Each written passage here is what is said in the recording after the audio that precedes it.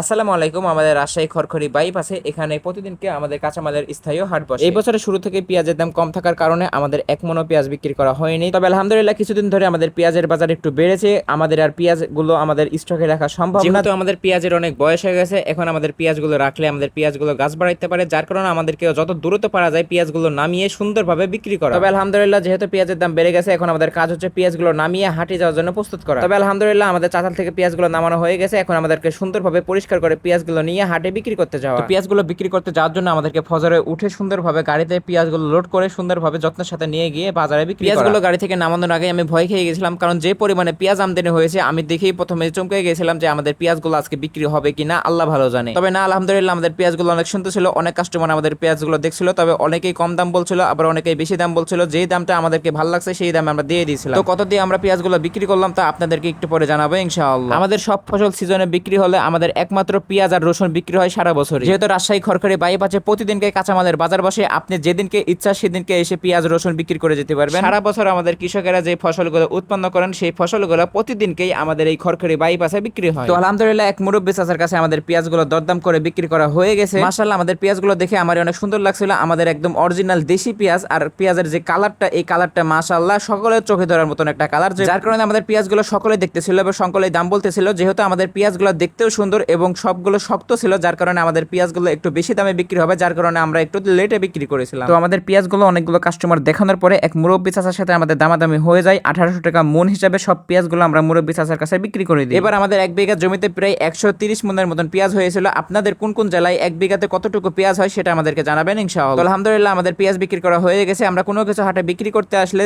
শেষে যে কাজটা করে থাকি সেটা আপনাদেরকে দেখাবো ইনশাআল্লাহ। এখন আমাদের কাজ হচ্ছে বাড়ির জন্য কিছু সবজি বাজার করা। যেহেতু এখানে প্রত্যেক দিনকে টাটকা মাল বিক্রি হয়, যার কারণে আমরা টাটকা টাটকা সবজি এখান থেকে কিনে নিয়ে যাই। এই হাটটা এমন একটা হাট, প্রতিদিনকে সকালে আপনি সকল রকমের টাটকা শাকসবজি পাবেন ইনশাআল্লাহ। বাগুন বলেন, পটল বলেন, ঢেঁড়স বলেন, লাউ বলেন, সবকিছুই আপনি টাটকা পেয়ে যাবেন। শুধু সবজি না, আমরা যদি কোনো ফসলের বেশি দাম পাই তাহলে আমরা এখান থেকে খুশি হয়ে বড় একটা মাছ কিনে নিয়ে বাসায় যাই। তো আলহামদুলিল্লাহ আমরা অনেক পেঁয়াজের দাম পেয়েছিলাম, যার কারণে আমরা খুশি হয়ে অনেক বড় একটা মাছ কিনে নিয়ে বাসায় যাবো। তো এই ছিল আপনাদের কাছে পেঁয়াজ বিক্রি করার একটা ছোট্ট ভিডিও। তো আমাদের ভিডিও যদি ভালো লাগে তাহলে অবশ্যই লাইক, কমেন্ট, শেয়ার করবেন এবং আমাদের পাশেই থাকবেন। সকালে ভালো থাকবেন, সুস্থ থাকবেন। আসসালামু আলাইকুম।